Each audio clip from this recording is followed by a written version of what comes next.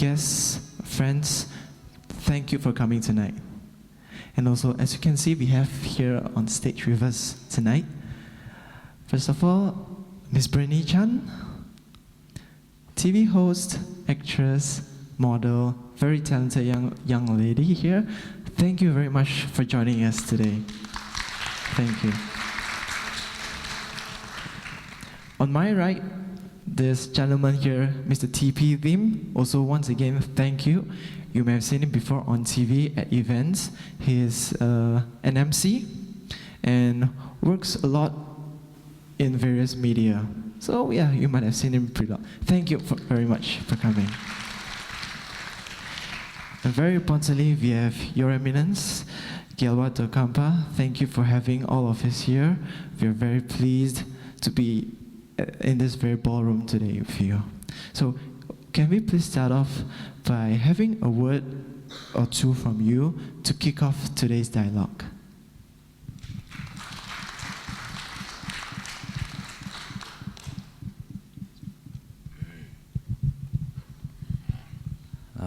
First of all, deep thanks to the co-speakers and the MC and all the venerables and the guests.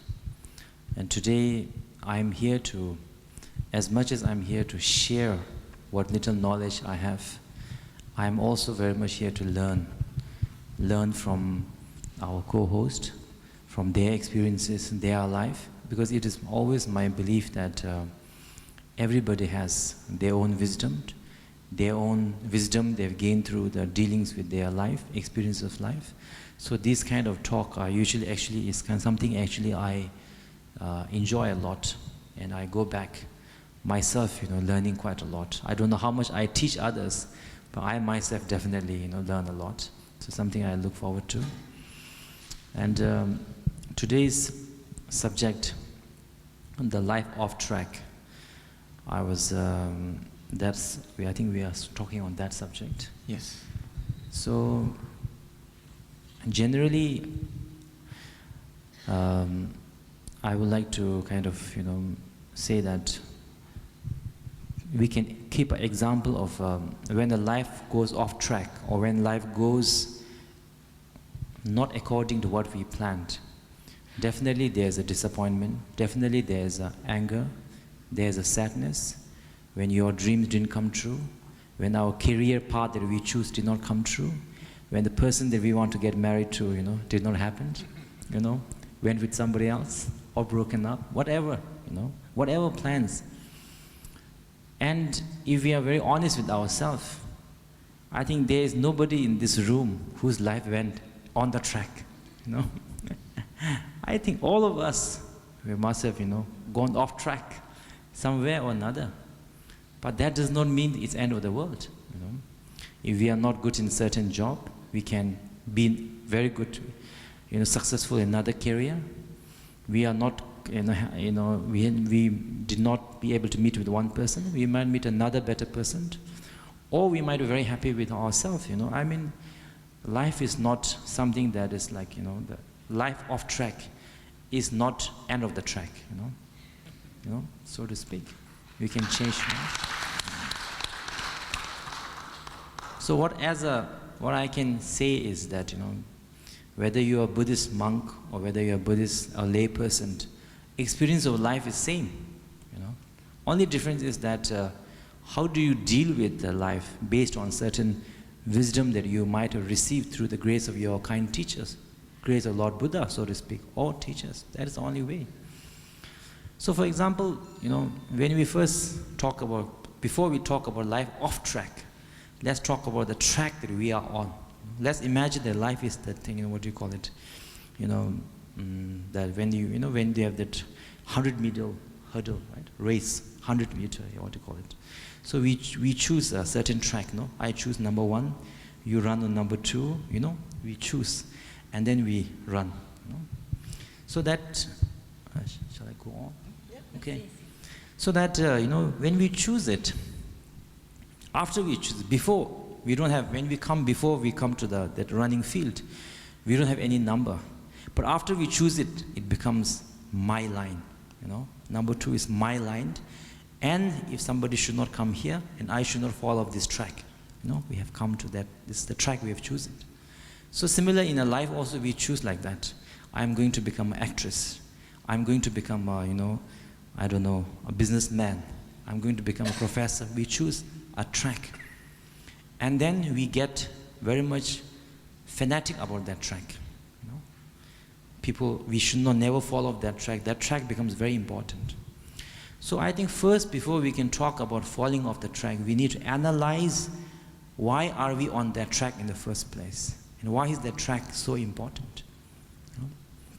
For example, in the modern day society, there is a lot of, usually if you check in a society, because I travel a lot, so sometimes I'm in a not very developed society, some very developed society. And it is a fact that when the so-called modern development happens, the crime level goes up, the family integrity goes down. It is an unavoidable fact. It is something that. So is that something wrong with the modern world advancement of technology? I don't think so. Advanced education. But modern world has maybe it is my own misconception. I'm just sharing my view. The modern perception of, is what we see in the media, what we get information says that in order to be happy, we must all look like movie star. And we must all become millionaires and billionaires, or you cannot be happy. Every one of us. It never says that it's okay. Usually, of course, some, but generally saying. So, when they show TV advertisement, usually we don't say simple person. It's always supermodels. Home also supermodel, cleaning the kitchen also supermodel. Toilet also supermodel. Everywhere supermodel. There's no ordinary human being.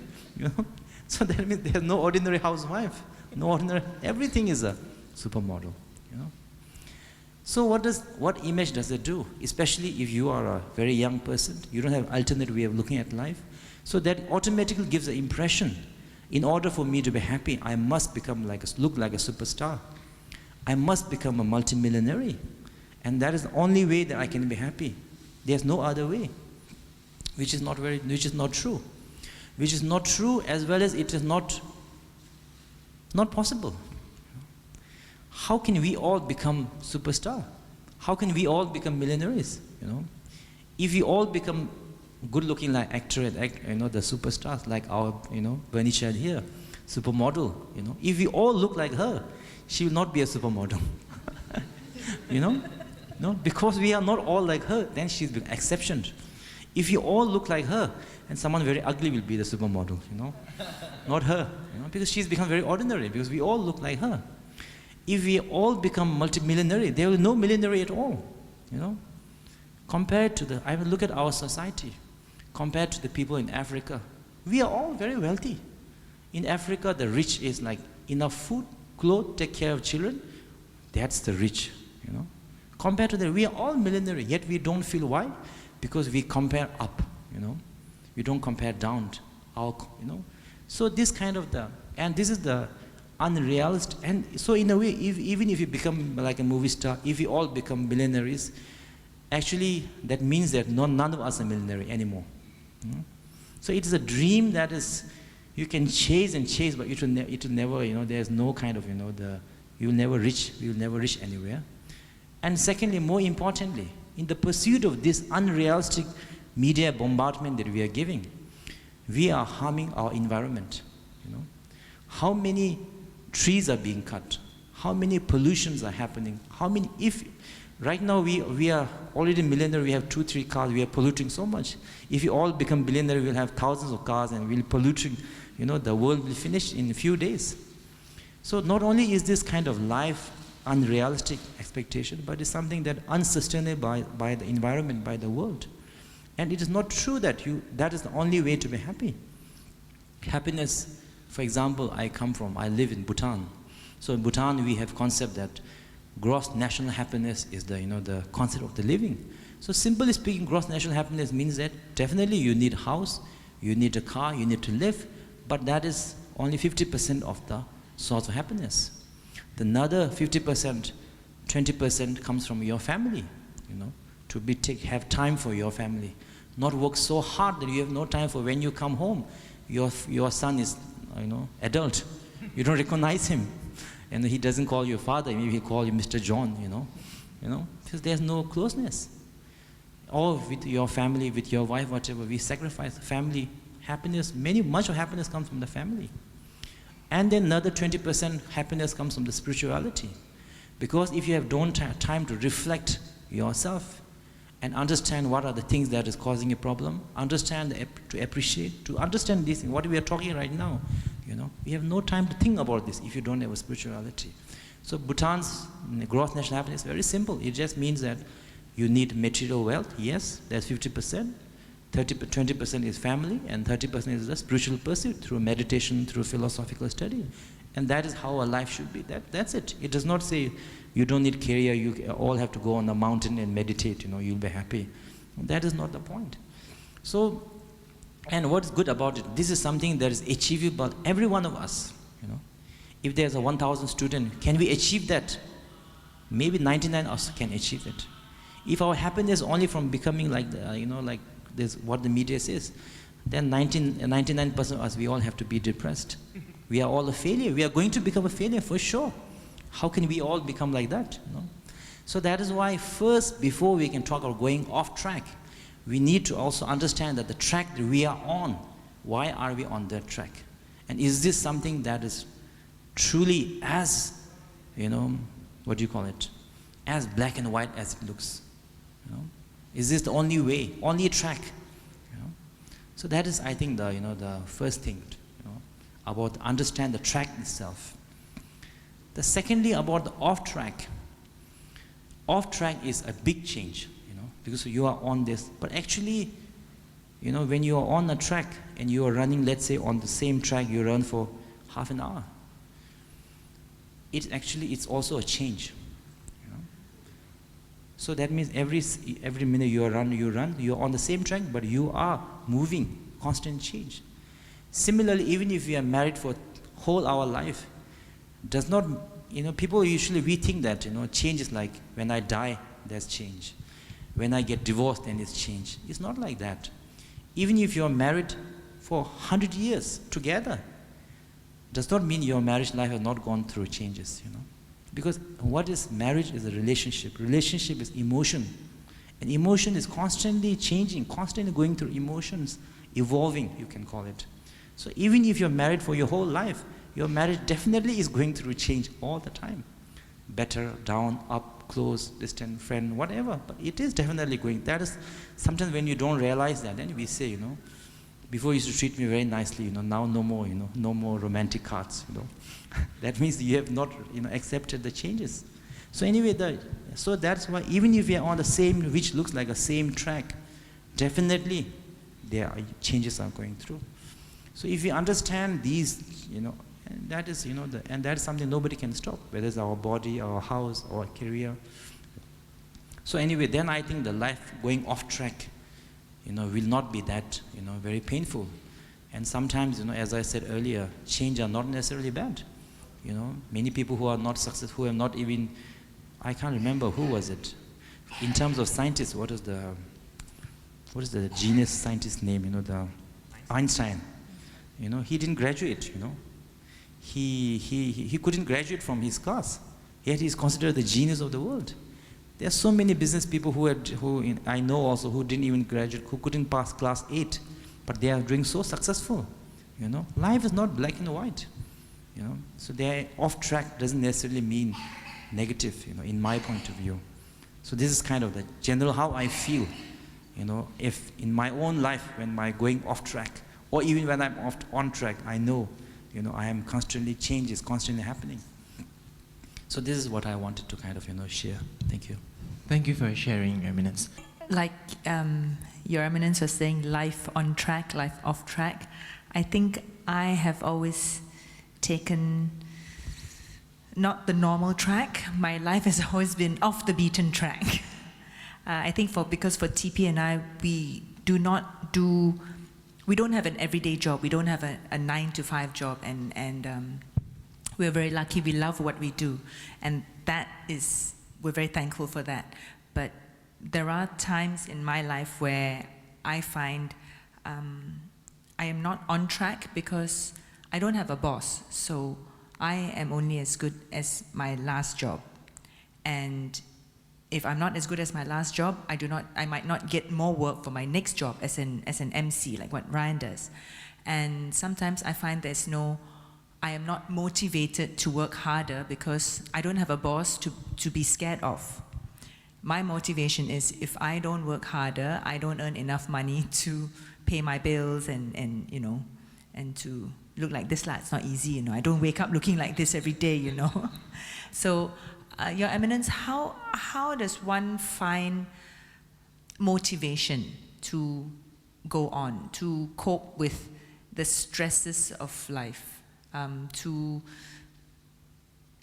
I always say it's easier getting to the top than staying at the top.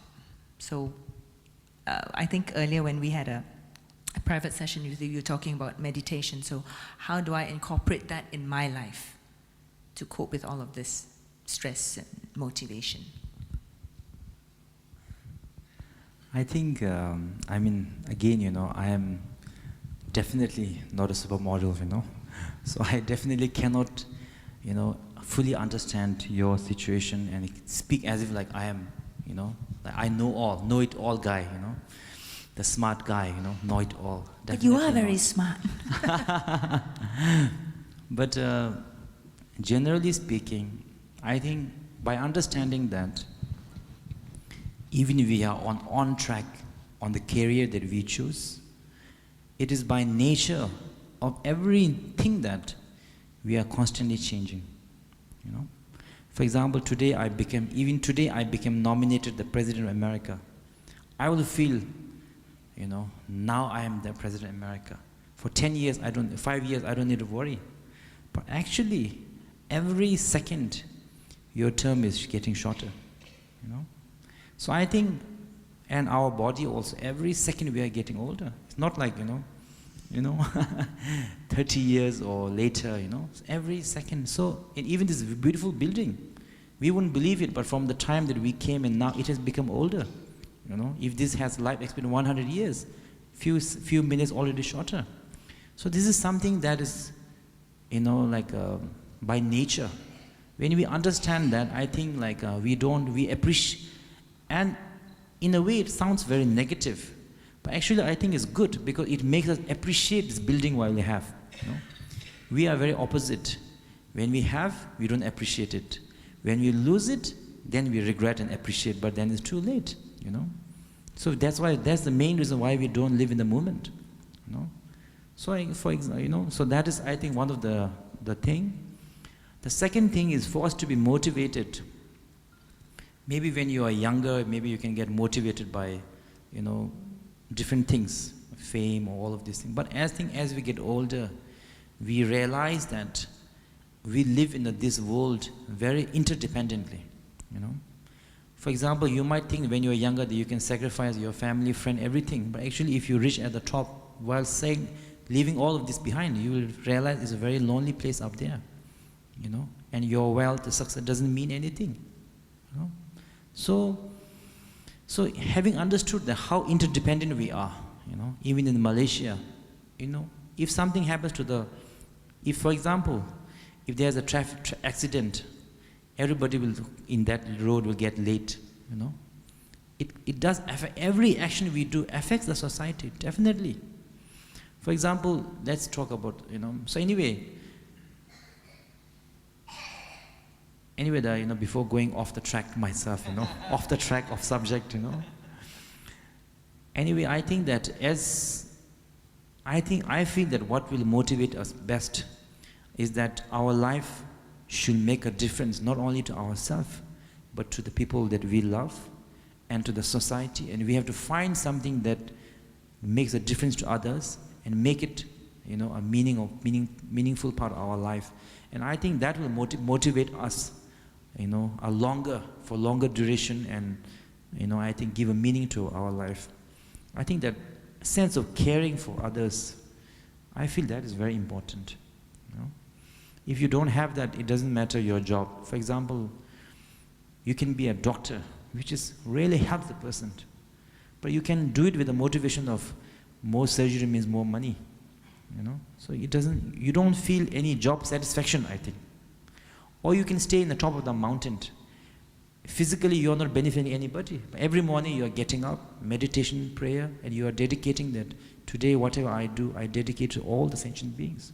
So when you sleep, you feel like, my life is so meaningful. Physically, you may have not done anything.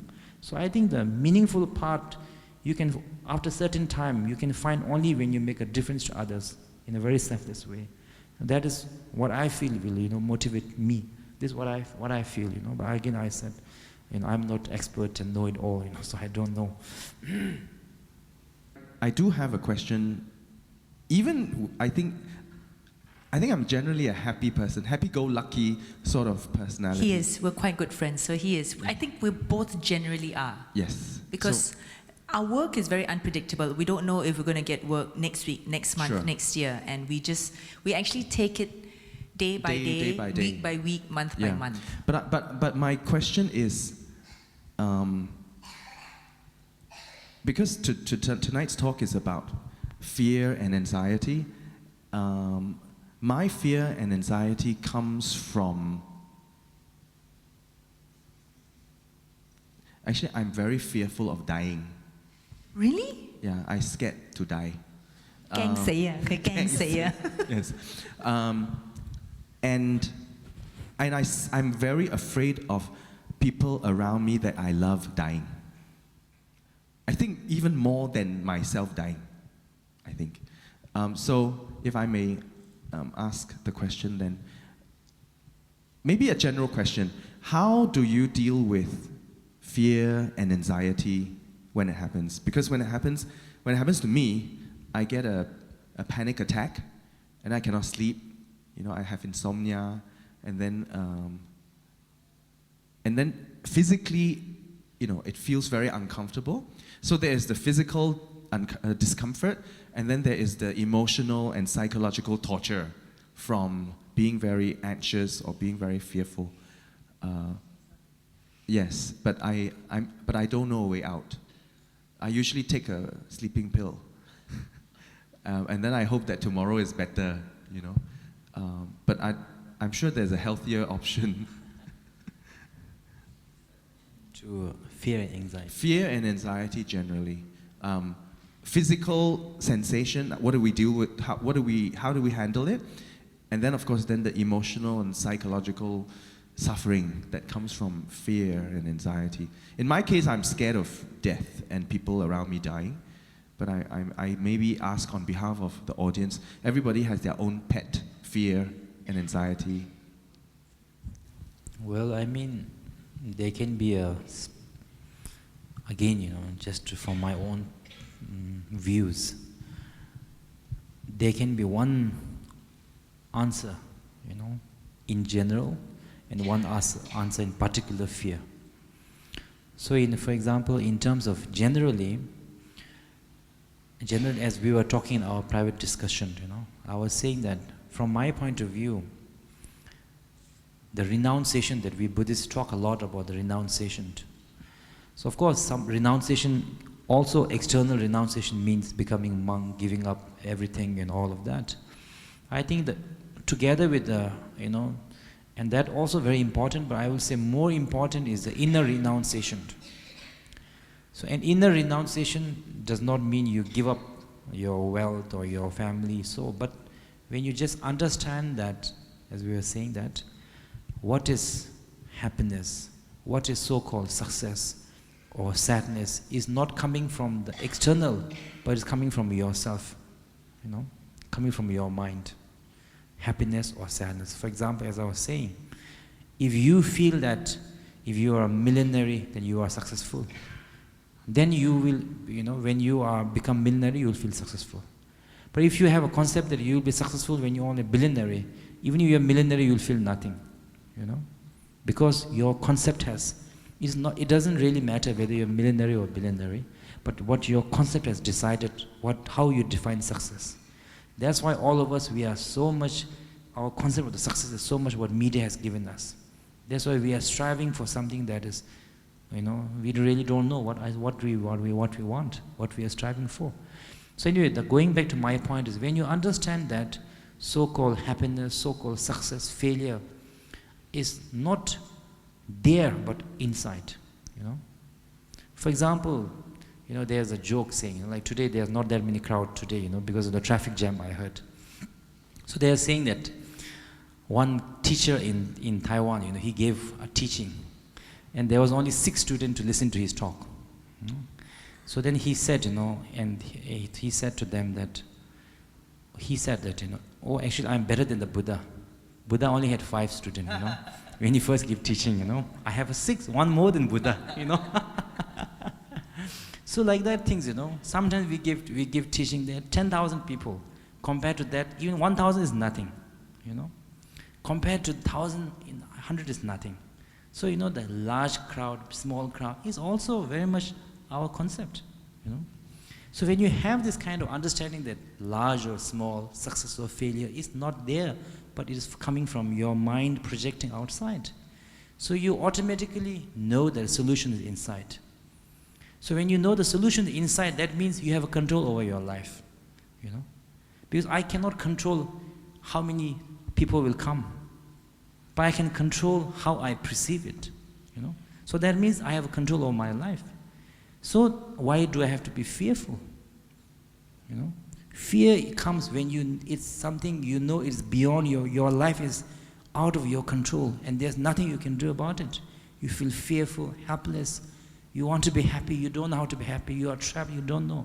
But when you know these traps, that happiness coming from yourself, then you use the Dharma or spirituality to solve the solution within you. Why do you have to be fearful? That is a general kind of answer. Specifically, for example, like a death. Definitely, for example, myself also, I love my family, my friends, and definitely, but at the same time, if you truly understand the nature of impermanence, then it's not only death, every second they are dying in a way,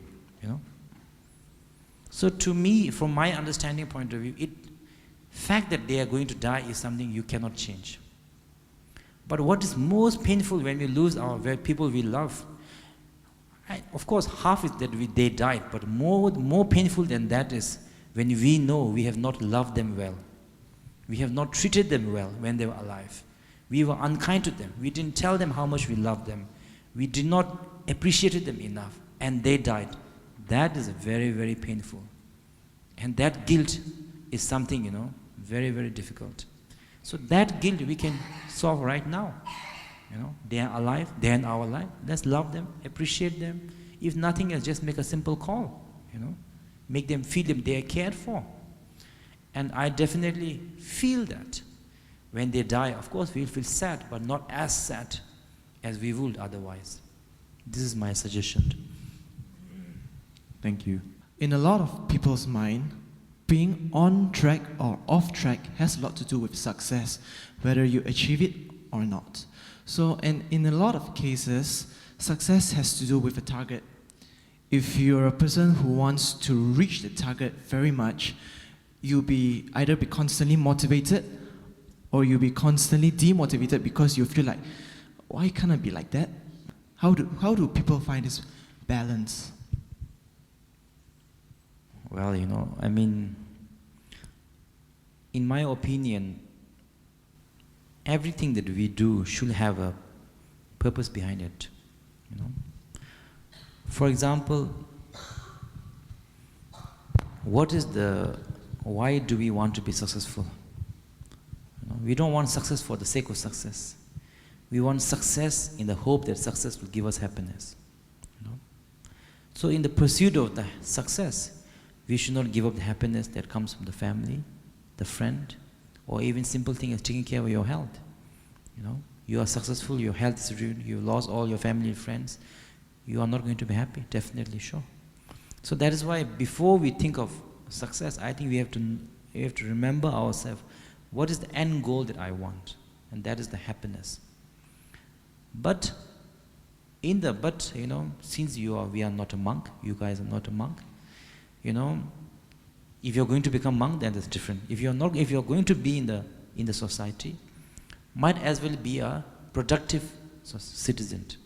instead of just being lazy, doing nothing, you know. Neither are you in the Dharma, nor are you in the samsara, you're in the middle. What's the point?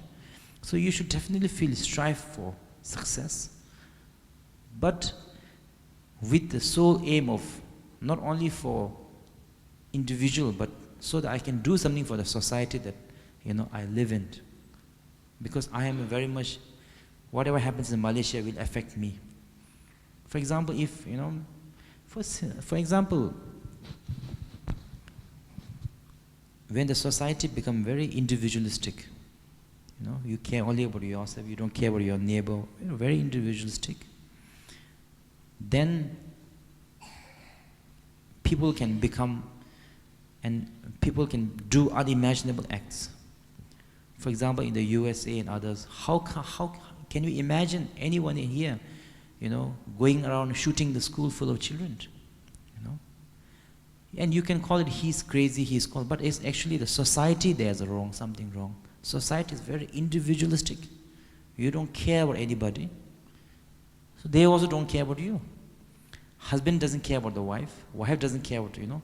What do we as a husband talks, my right as a husband, woman's wife right as a wife, you know. So today I want to do something. No, I don't want to do it. I have my right, you know. I don't want to, you do what you want. You go for holiday to Bahamas, I'm going to Mongolia, you know. You know, hopefully not with a boyfriend, you know, at least, you know. But I heard it does happen, you know. Even husband and wife go with another boyfriend, another girlfriend. Yeah. So if you become like that kind of society, individualistic, then there is no caring for each other. There is no relationship. So when that kind of society becomes, of course, you know, people are ready to kill everybody. Why, you know? Nobody care about me, why should I care about society? So if you don't care about society, sooner or later it will have a ripple effect on all of us, you know. So that's why, even if you want, as I was saying earlier, you know, but in every job that we have, we can benefit the society. Even a supermodel can benefit the society, you know. She can be a patron of something. She can speak for something that she believes in, you know. And she may be, as a supermodel, doing something, she may be more effective than 10,000 Rinpoches, 10,000 His Eminence, you know. Definitely. If I give teaching, maybe only the Buddhist people or their children will come. If you guys talk, most probably many young crowd will come, you know. Maybe in some Buddhist country it's different, you know. But at least in the modern country, you guys can do more than me, you know. So you should do it, you know. So that is, in that way, I think if you can strive for the success, not only for yourself, but also for the sake of doing something back to, giving back to society, definitely, you know, I think we can be not too lazy, yet knowing that happiness is the ultimate goal, we shouldn't sacrifice, you know, friends, family, health, and so on. That is what I feel. I actually do try, and when a lot of companies, they ask me to help out, to, like TP has asked, to help out with doing projects to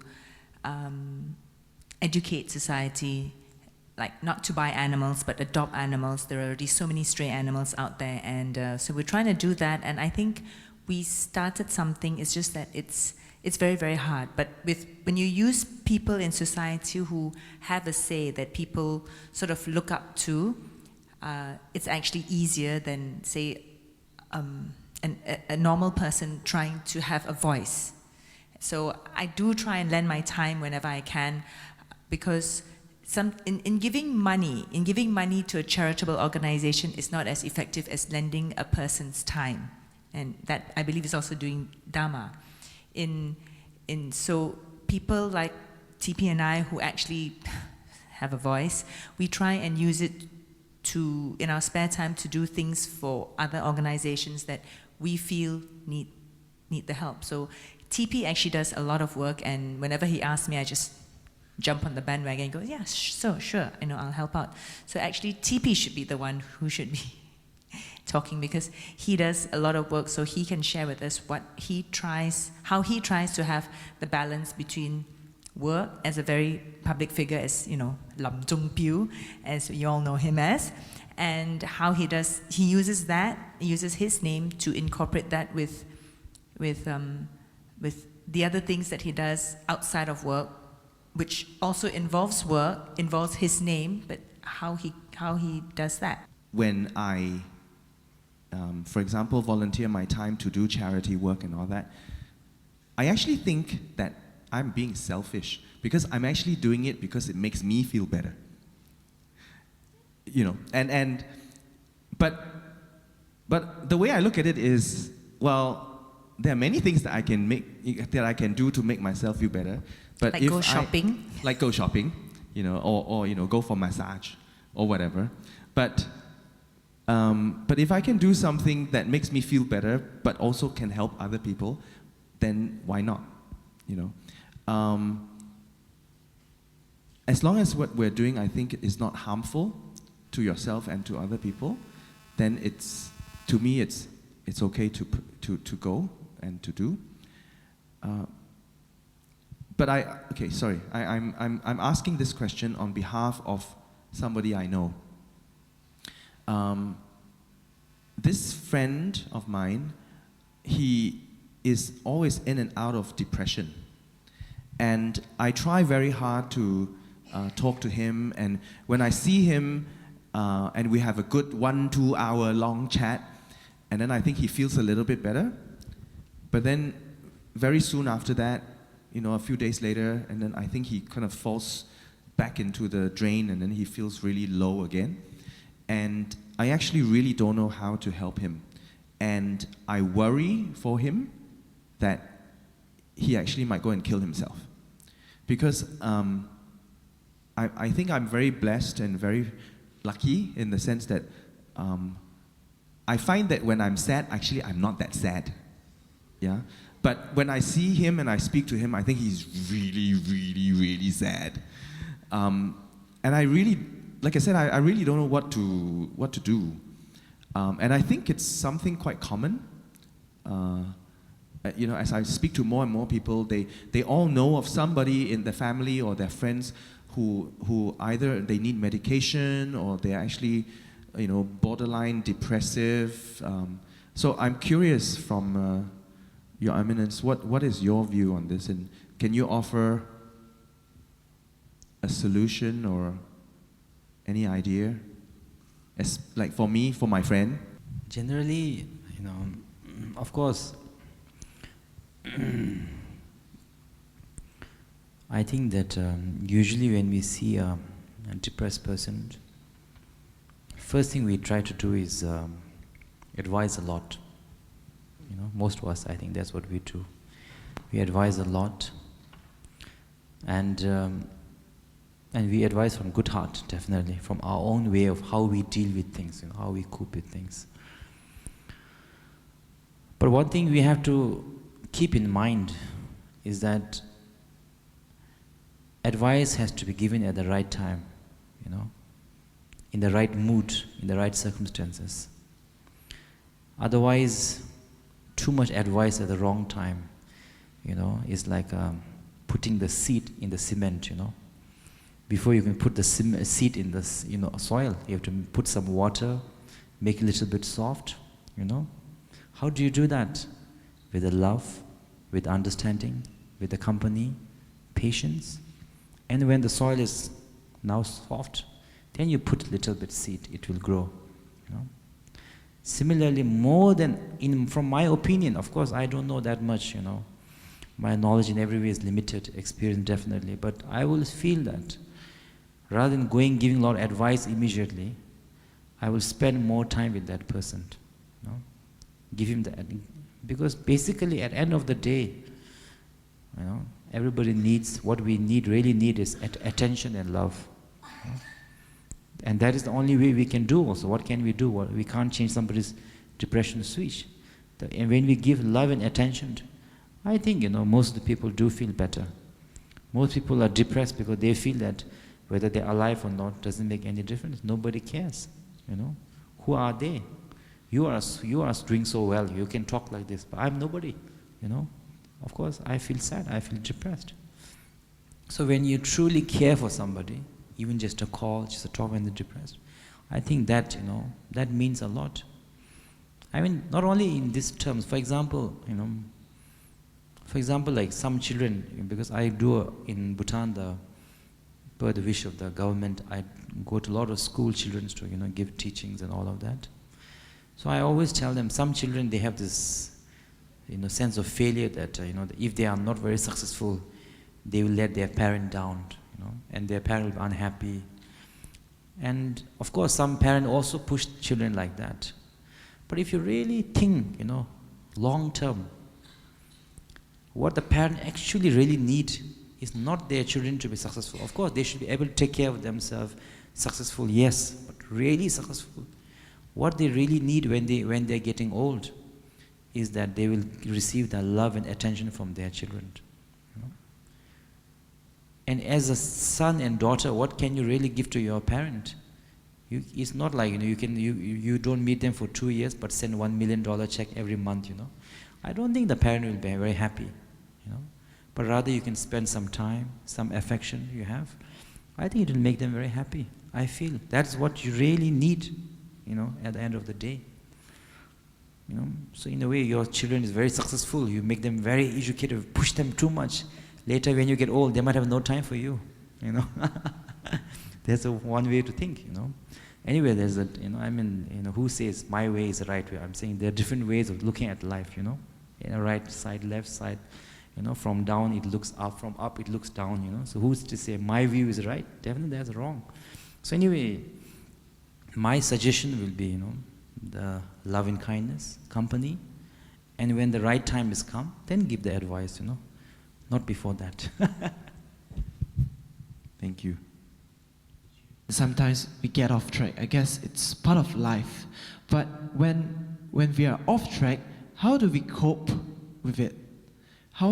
It's like, if I'm going through it personally myself, yes, I understand that I'm off track. So how do I tell myself, how do I persuade myself that, okay, logically this is what you do.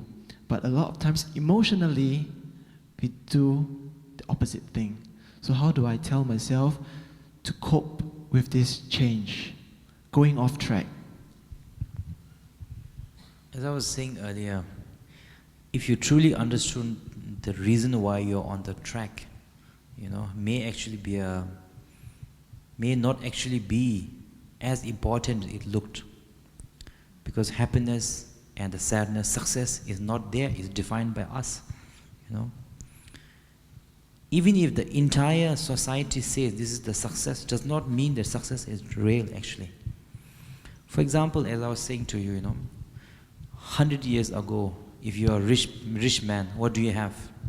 Big house, farm, horse, sacks of rice in your, sack and sack of rice. That's a rich man. Society will say, oh, he's a very rich person. Nowadays, what does the rich man have? No horse, no rice, nothing, what does he have? Credit card, a plastic, and some online number. That's it, But the society, would define the wealth in number, in stock, in credit card. So he shows some black card, I don't know what they call it. There's one black card, oh, very rich. Actually, it's a plastic, But the society, we all agreed, decided to make it something very valuable. It has become, So similar like that, by understanding that actually, even if entire society say doesn't mean is right. What is fashionable nowadays? Nowadays fashionable is, of course, as I was saying, slim figure, skirt and all of that, tall, high, like Bernie here, And definitely it is the truth for us, definitely for me, for all of us, definitely. All of us, I don't know, but most of us, true, But 100 years ago, look at the fashion. It's like look like some sort of doll right now. Your skirt is like 1 mile long. 1 kilometer behind you. At that time, if you dress like now, we'll be like so unfashionable. We'll be kicked out of the fashion.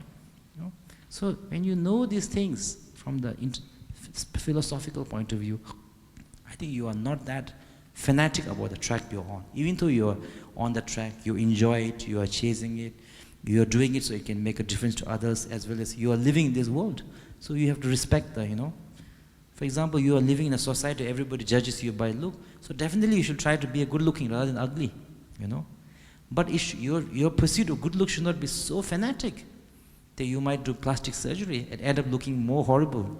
Like many celebrities I saw in the, in the website, You know, they do some surgery, after few, they look even more scary. You know, so that's what the fanatic, you know, keeping your exercise, not eating too much. Why not? You know, but fanatic should we go? No. You know? So I think that is, if we have that kind of understanding, I think we will not be that, you know, depressed if you go off track. Plus the fact that you can go off track means that you can also go on track. You can go back again. You know, today look at all the movie stars. You read them, many of them are failure at the first, and they are successful. You know, and of course after some time, new one comes, then they are gone. I mean, that is the, you know, the change is actually like, you know, bad things are also change. You know, it's also subject to change. You might become very good. Today we do whatever wonderful we do. Tomorrow it is a dream. You know, what we did yesterday is today's dream. Tomorrow we'll all be in different place. Today, whatever happened, good or bad, tomorrow is a dream. You know? It is subject to change. So that's why I think the life off track, from my point of view, is not such a big deal. You know? I think that quote just now, Your Eminence, that you said to us when we're talking to you, you spend all your you spend all your health, you sacrifice all your health in pursuit of wealth. And then later, you spend all your wealth trying to recuperate back your health, right? And then the other one was... You live like you're never going to die, and you die, never having lived. I feel that we have talked too much, so maybe we should ask the audience to say something. Your Eminence, I guess we all are parents, and as parents, we have concerns for our children's future. And I've got two younger children still. I've got one child that, you know, has graduated, took more than a year to get a job, and, you know, and despite working a long time as interns and all that, but he's more fortunate than others. He got a job eventually. But now I worry about my two younger children. I mean, and the hard facts are that there are less, you know, or at least, you know, in certain industries, there are less jobs available, and you have got increasingly more and more educated, overqualified children or graduates that's coming out with no opportunities in this world. So what is your advice to us as parents? And before I give my answer, I must truly, you know, acknowledge the fact that the love and the bond and the sacrifices that a mother has for her children cannot be so easily, you know, made into a very light answer and given just answer like that. Because so much sacrifice, love is gone, mother wants the best for her children, you know. So I in a way, I really have no right to say such a thing. So say any answer, you know. But, so, you know, because I can also, you know, if I have a child, definitely I want the best of the world, you know, everything. You know. There's a saying, you know, that, you know, there was a story that, you know, a king had a son, and he was very proud of his son because his grandson is very good looking. You know. So his minister told him, actually the best looking son is not your grandson. There's another one in the town, very good looking, very handsome. So then the next day they took the king and they saw black, ugly, you know, very ugly looking dirty kid, you know, playing on the street.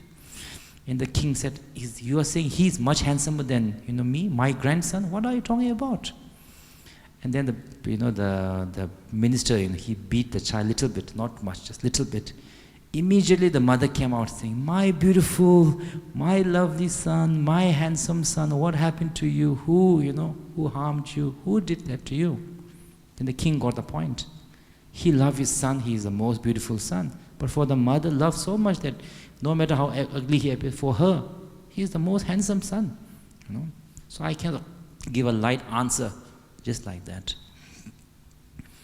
But it is also true that, in my opinion, as a Buddhist, you know, practitioner, I will say, not a master, you know, is that when you do indulge your child too much, you actually make them unable to be happy. You know? In many parts of Bhutan, I have seen the children, they are playing with the wooden toys, and they are enjoying it so much. You know? Yet in the modern society, They are playing with like, I don't know, $1,000 worth of that, that PlayStation and all of that.